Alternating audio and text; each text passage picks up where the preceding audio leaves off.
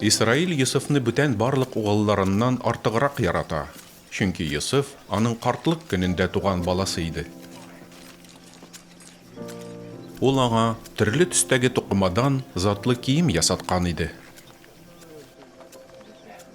Аталарының Йосыфны үзләренә караганда артыграк яратуын күргәч, Исраилнең өлкән угыллары Йосыфка нәфрәт белән карый башладылар.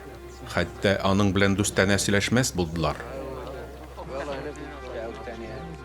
Бер вакыт Йосыф төш күрде һәм төшен агаларына сөйләде.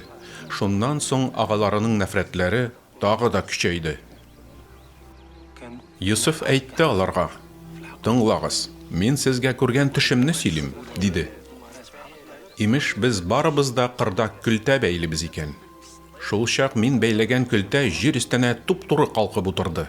Ә сез бәйләгән көлтәләр минем көлтәне уратып алып, аның алдында сәҗдә кылдылар. Агалары Йосыфка: "Син безнең өстән хаким булмакчы, безне үзеңә буйсындырмакчымы?" дип ризасызлык белдерделәр. Күргән төше, сөйләгән сүзләре өчен Йосыфны тагы да ныграк күрә алмый башладылар. Йосыф тагын бер төш күреп, аны да агаларына һәм атасына сөйләде. "Менә, мин тагын бер төш күрдем", диде. Имеш, кояш, ай һәм 11 йолдыз сәҗдә кылып миңа баш иделәр. Агаларының Йосыфтан зарланулары арта бара иде. Аталары исә буларның барысын күңеленә салып куйды. Бер көнне Йосыфның агалары аталарының көтүен көтәргә Шәкемгә киттеләр. Исраил Йосыфка: "Агаларың Шәкемгә көтү карарга киткәннәр иде", диде. "Син дә алар янына барып кайт." Йосыф: "Ярый", дип җавап бирде. Баргач белеш, агаларың авырмыйлармы, хайваннар исән-иминме? Шул хакта миңа хәбәр алып кайт, диде Якуб. Һәм Йосыфны Хеброн үзәнлегеннән юлга күндерде. Йосыф юлга чыгып, агаларын Датанда эзләп тапты.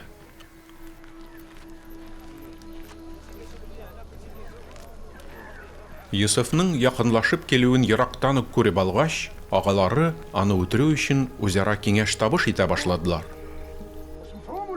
Бер-берләренә: "Әнә, теш хастасы килә", диештеләр. "Үтерик тә, мәйтен берәр чокырга илтеп ташлыйк. Әйтербез, аны йырткыч хайван ашады", диярбез. "Шуннан күрербез, күргән тешләреннән нәрсә килеп чыгар икән", диделәр. Яннарына Йосыф килеп җитүгә, агалары аның өстенә кигән төсле чуар киемен салдырып алдылар да, култыгыннан тотып, сусыз коры бер коега төртеп төшерделәр.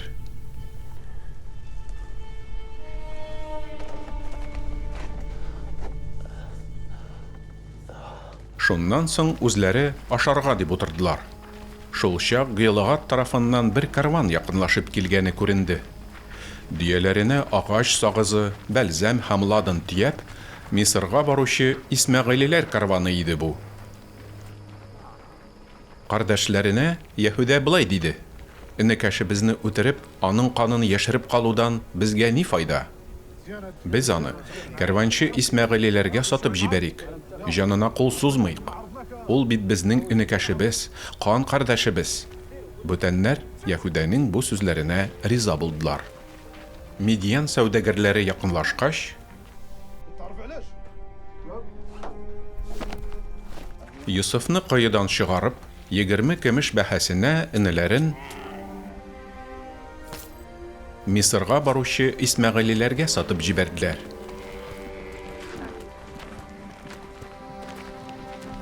Шуннан соң алар көтүдән бер кәҗә тәкәсе тотып, аны суеп, канына Йосыфның парча киемен манчыдылар да: "Без менә нәрсә таптык. Кара әле, бу синең угылыңның киеме түгелме икән? Әллә юкмы?" дигән сүзләр белән бергә канга манчылган шул киемне аталарына күндерделәр. Якуб киемне танып: "Бу минем угылымның киеме", диде. "Йосыфымны йырткыч хайван бутарлаган булса кирәк."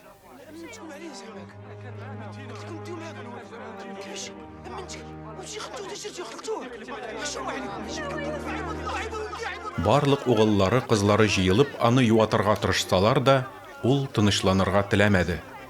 Угылым янына, үлеләр аймагына хәсрәтем белән бергә китәчәкмен дип, угылы өчен күз яше куюдан туктамады.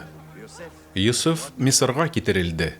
Мисыр фиргавененең сарай хезмәтчесе, җан сакчылар башлыгы Патифар, аны Исмәгыйлеләр кулыннан сатып алды. Үй хуҗасы Йосыфка Раббысы химая итүен, ни генә эшләсә дә аның һәр эшен уңышлы кылуын күрә иде. Йосыф шулай хуҗасы күңеленә хуш килеп, аның хезмәтчесе булып китте. Ахырда Патифар үзенең өе белән идарә итүне, барлык хуҗалык эшләрен Йосыф кулына тапшырды. Патифар үз хуҗалыгындагы бар нәрсәне шулай Йосыф хөкеменә калдырды. Ашаган ризыгыннан башка бер нәрсә турында да кайгыртып уйламады. Йосыф зифа буйлы, төскә биткә чибәр егет иде. Патифар хатынының Йосыфка күзе төшеп, минем белән йокла дип, аңа тәкъдим ясады. Хуҗабикә һәр көн үзе белән йокларга, якынлык кылырга чакырса да, Йосыф аның сүзен тыңламады. Шулай булды ки, бер көнне Йосыф үз эшләре белән өйгә керде. Бу юлы өй эчендә хуҗабикәдән башка бер кем дә юк иде. Хуҗабикә янә минем белән йокларга ят дип, кулы белән Йосыфның киеменнән эләктереп алды. Әмма Йосыф өске киемен хуҗабикәнең кулында калдырып, тиз генә өйдән чыгып йөгерде.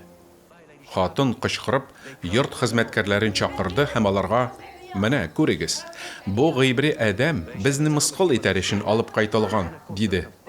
"Минем белән йокларга дип килгән булган, ләкин мин ачы тавыш белән кычкырып җибәрдем." Үзенең кылы өстеннән хатынының зарлануын ишеткәч, Патифарның ачуы тәмам соң чиккә җитте. Йосыфны ул тоткын итеп, патшаның мәгъбүсләре ята торган зинданга яптырды.